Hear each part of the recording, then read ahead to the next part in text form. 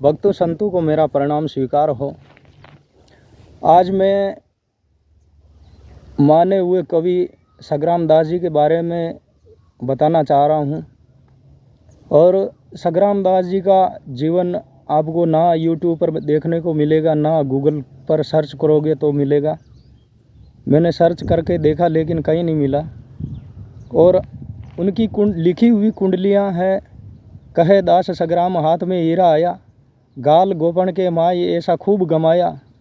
बावत बावत बावियो लारे बचियो एक, आया हीरा का पार की जद रोयो मातो टेक। उनकी लिखी हुई कुंडलियाँ पूरे राजस्थान, पूरे भारत के अंदर गाई जाती है। बड़े बड़े कलाकार स्टेज प्रोग्राम करते हैं, वहाँ पर भी बोलते हैं इन कुंडलियों को। लेकिन उनके जीवन के बारे में किसी को नहीं पता है। आज मैं आपको उनके जीवन के बारे में बताना चाह रहा हूँ। उनका जीवन अपने राजसमंद जिला और तहसील देवगढ़ मदारिया और हीरापुरा गांव के अंदर हुआ था उनका जन्म होने के बाद किसानी परिवार से थे वो। तो एक दिन खेत पर हल चला रहे थे, उनके खाना लेट आया तो उन्होंने भाभी को बोला है कि भाभी खाना बहुत लेट लेके आई। तो फिर भाभी ने जवाब दिया है कि आप कौन सा हमारे खेत का धान लाटने के लिए आ गए। लाटना मतलब आधा धान राजा के वहाँ जाता था और आधा अपने पास रहता था। तो ये बात उनको चुभ गई कि ये धान में लाटने के लिए ही अब वापस आऊँगा।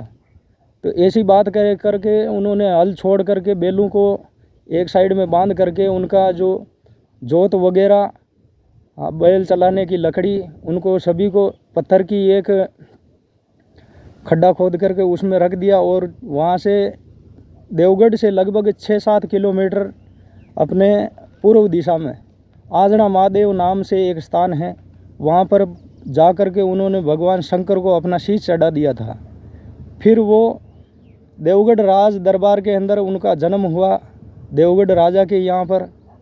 फिर वो समझदार होने कर 16-17 साल के होने पर वापिस उसी हीरापुरा गांव के अंदर आए कि आज मैं आपके खेत का आधा धान लाटने के लिए आ गया हूँ। तो उन्होंने बोला है कि आप कौन हो। तो फिर उन्होंने बताया कि मैं तुम्हारे घर में जन्म लिया था और उस दिन मैं हल चला रहा था तो आपने बोला था कि हमारे कौन सा खेत लाटने के लिए आए हो। तो आज मैं वो सामान बताता हूँ जो मैं पिछले जन्म में छोड़ करके गया था। तो उन्होंने जो बैल छोड़ करके जो बांधे थे वही सामान वापस उनके परिवार वालों को दिखाया और उन्होंने बोला है कि ये देख लो, मैं पिछले जन्म में आपके घर में जन्म लिया था हीरापुरा के अंदर। आज मैं देवगढ़ दरबार के पुत्र रूप में जन्म ले चुका हूँ और आधा धान हमारे को दो। फिर बाद में उन्होंने उनसे माफ़ी मांगी कि हमें माफ़ करना कि गलती से हमारे से कुछ बोल दिया हो।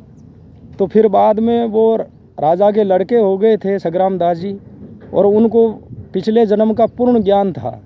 इस कारण से उन्होंने भगवान की भक्ति करने में लग गए और यहीं आजना महादेव, जीवन भर आजना महादेव के यहाँ पर जीवन भर भक्ति किया और कुंडलियों का निर्माण किया। और आपको ये चीज़ अच्छी लगी हो तो आगे कुछ नहीं कहूँगा। और मैं वीडियो के अंदर ये चीज़ नहीं कहता हूँ कि आप सब्सक्राइब करो, शेयर करो, जैसी आपकी इच्छा हो वो करो, कोई दिक्कत नहीं। जय हो। क्षमा करना इन चीज़ों में कोई मेरे से कोई त्रुटि रह गई हो और संग्राम दास जी के बारे में अधिकतर कोई जानने वाले हो वो भाई या कमेंट करें।